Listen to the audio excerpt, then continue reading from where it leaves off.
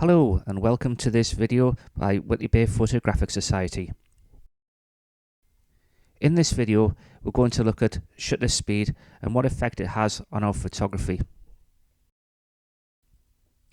A photograph is taken by the sensor which is situated behind the lens. To help us achieve the correct exposure for a photograph, we have three elements which we put together. The first of which is something called ISO, which is the sensitivity of the sensor on the camera. This can be adjusted, so in poor light conditions it can be more sensitive, and then in brighter lighter conditions the sensitivity can be reduced. Another element that we control is the aperture on the lens, and that affects the amount of light that's allowed onto the sensor. We have another video separate to this one about aperture and how that can be used within photography. The third element is your shutter speed, and that's what we're going to be talking about in this video. With each of these three elements, they relate to each other, so if you adjust one, you will have to make adjustments to the others so that you can get the correct exposure. That's if you're taking photographs manually, in manual setting. However, camera manufacturers, to make life easier for us, have a number of semi-automatic settings.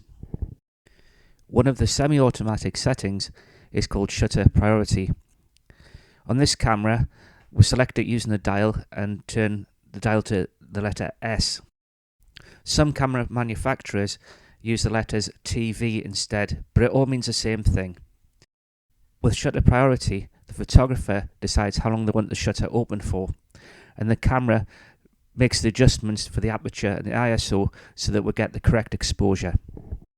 Using shutter priority, we can keep the shutter open anything from a fraction of a second to several seconds, and this can have quite an interesting effect on the photograph that is produced.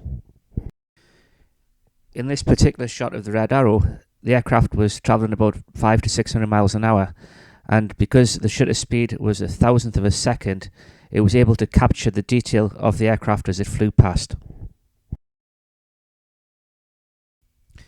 In this shot of the Goose, this was taken with a shutter speed of 1/3200th of a second. This high shutter speed has an interesting effect on the water.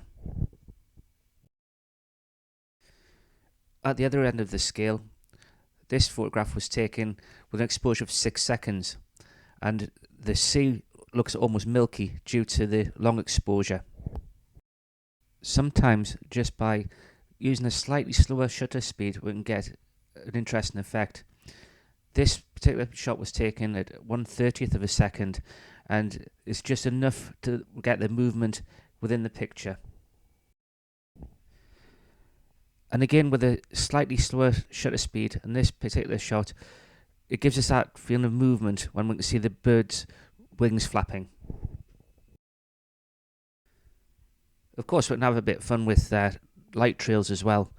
This particular shot was taken over 6 seconds, and it's so long that obviously you can see the vehicle lights as a trail. With long exposure, we've obviously got the shutter open for quite a long time, and there's an awful lot of light coming onto the sensor. During daytime, when we try to do these shots, we usually need to use a filter called an ND filter, which that goes on the front of the lens, and that reduces the light slightly so that we can take these long exposure shots. The other thing to remember when taking long exposure shots is if you're using a tripod, which you will have to if you any length of time, is that you have to switch off the image stabilization.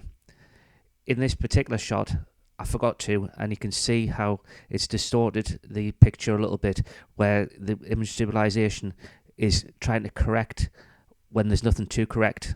So you have to switch that off if you're taking a photograph with a tripod. Thank you for watching our video. We have plenty more videos on our YouTube channel. If you'd like to find out more about our club and what we do, please visit www.wbphoto.org. Thanks for watching.